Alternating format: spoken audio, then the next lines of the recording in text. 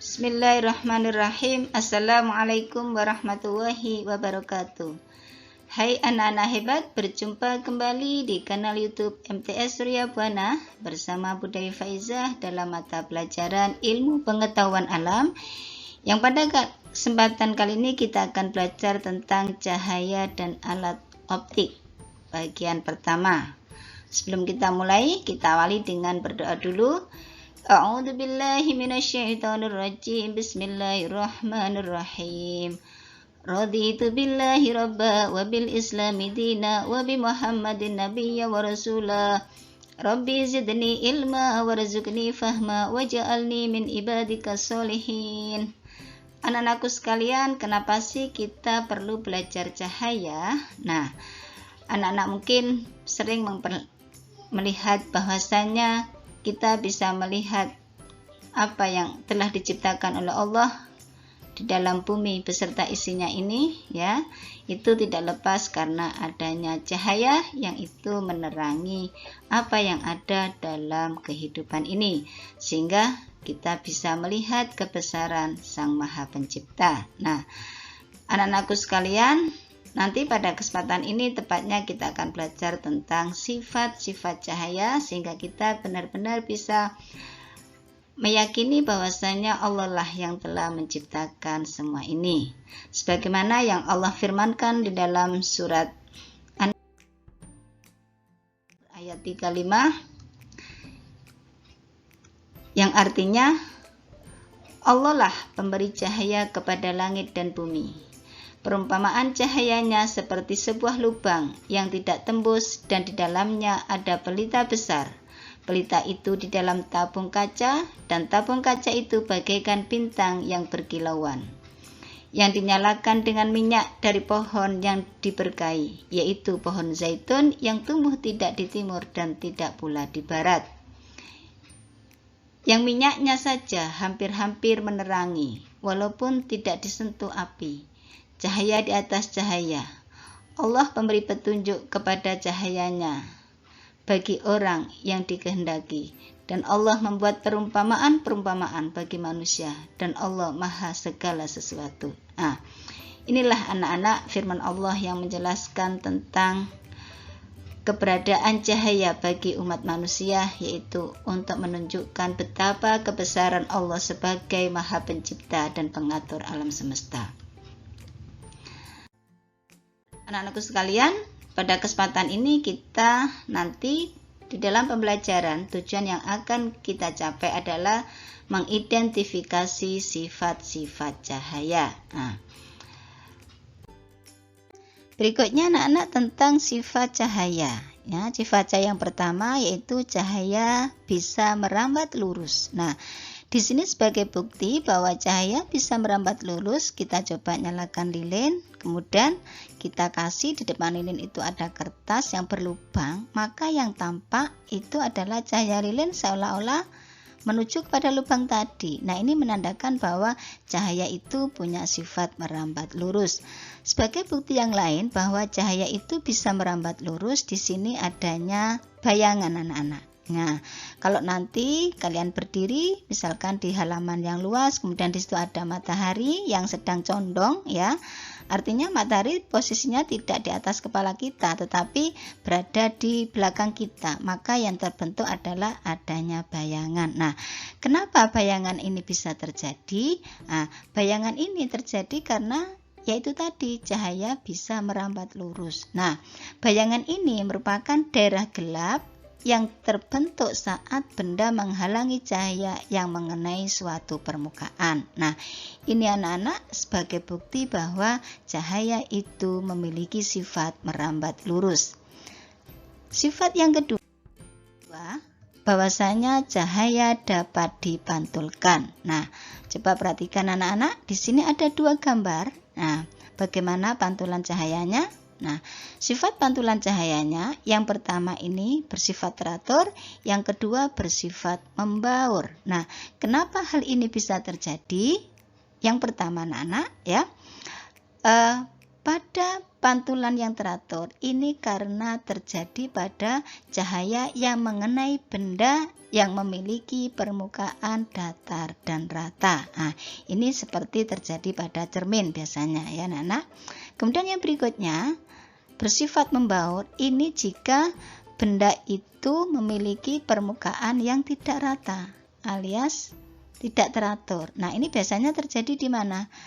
Nah, misalkan cahaya itu mengenai aspal, mengenai dinding, mengenai kayu. Nah, ini biasanya pantulannya itu membaur. Nah, ini anak-anak tentang cahaya dapat dipantulkan yang sifat pantulannya itu ada yang teratur dan ada yang membaur. Nah, kemudian cahaya dapat dipantulkan ini seolah-olah akan bentuk sudut tertentu anak-anak ya. Nah, sudut datang ini besarnya sama dengan sudut pantul, baik pada pantulan yang teratur maupun yang membaur anak-anak. Nah, ini sebagaimana yang dinyatakan oleh Snellius ya tentang hukum pemantulan cahaya. Nah, namun Snellius di sini pakai garis normal. Nah, garis normal ini sebagai bantuan untuk mempermudah pembentukan bayangan anak-anak ya. Nah, hukum Snellius ini menyatakan bahwa garis normal, kemudian sinar datang dan sinar pantul ini berada pada satu bidang yang sama. Nah, ini ya. Sehingga apa? Sehingga nanti sinar datang dan sinar pantul itu memiliki sudut yang sama. Nah, ini anak-anak berkaitan dengan bahwasanya cahaya itu dapat dipantulkan. Selain ini, kadang kita bisa melihat benda itu karena adanya warna tertentu ya. Nah, kenapa hal itu bisa terjadi? Karena kenapa kita misalkan bisa melihat benda itu berwarna merah. Nah, ini berarti spektrum warna yang dipancarkan oleh cahaya tadi itu berwarna merah, sementara warna yang lain itu akan diserap ya sebagai energi. Nah, berikutnya anak-anak sifat cahaya yang lain ya, bahwasanya cahaya itu dapat dibiaskan. Nah, bagaimana cahaya itu dapat dibiaskan? Nah, cahaya ini dapat dibiaskan ketika melewati dua medium yang berbeda anak-anak. Nah, ini ya. Jadi ketika cahaya itu melewati suatu kaca misalkan, maka cahaya ini akan dibiaskan. Nah, kenapa hal itu bisa terjadi? Karena memiliki kecepatan optik yang berbeda ya antara medium udara dengan medium kaca. Atau nanti anak-anak bisa mencoba di rumah ya. Di sini ada gelas contohnya. Kemudian nanti dikasih air dan coba diletakkan sendok ke dalamnya. Nah, apa yang terjadi? Maka cahaya itu akan dibiaskan. Nah, namun sifat cahaya dapat dibiaskan ini tidak akan terjadi pada cahaya yang lurus ya. Jadi maksudnya tegak lurus itu tidak akan bisa ya. Ini anak-anak tentang cahaya dapat dibiaskan.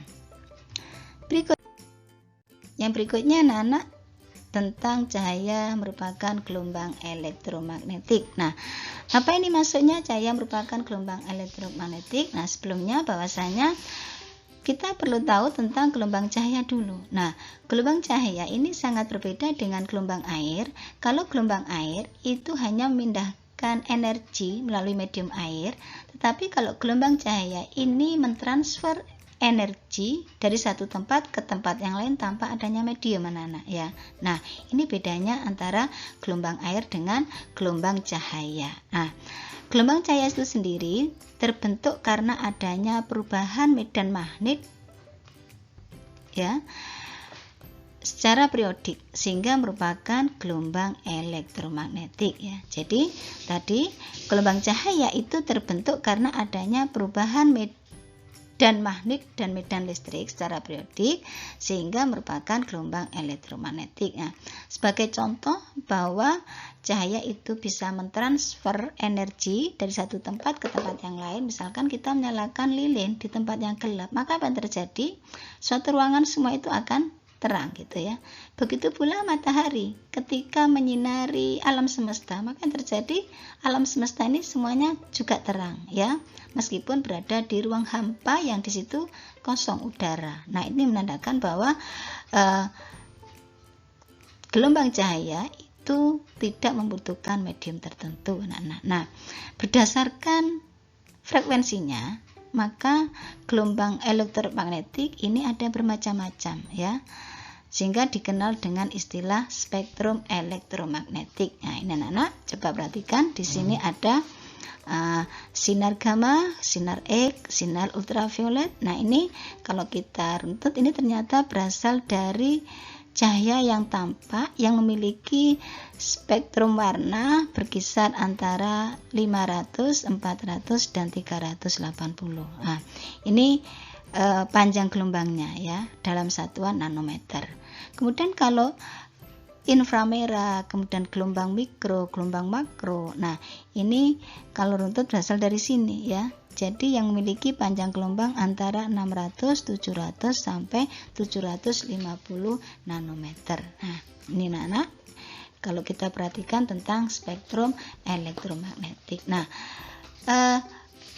gelombang elektromagnetik ya, mata kita itu hanya bisa melihat bagian yang terkecil dari spektrum elektromagnetik ini ya. Jadi mata kita itu hanya mampu melihat bagian terkecil dari spektrum magnetik ini. Kalau digambarkan itu lebih kecil 100 kali dari lebar rambut kita, anak-anak ya. Jadi mata kita itu hanya mampu mendeteksi panjang gelombang cahaya yang tampak berkisar antara 400 nanometer sampai 700 nanometer, yang itu diibaratkan kalau diwujudkan itu besarnya 100 kali lebih kecil dari lebar rambut kita. Nah, ini anak-anak ya, Masya Allah gitu ya.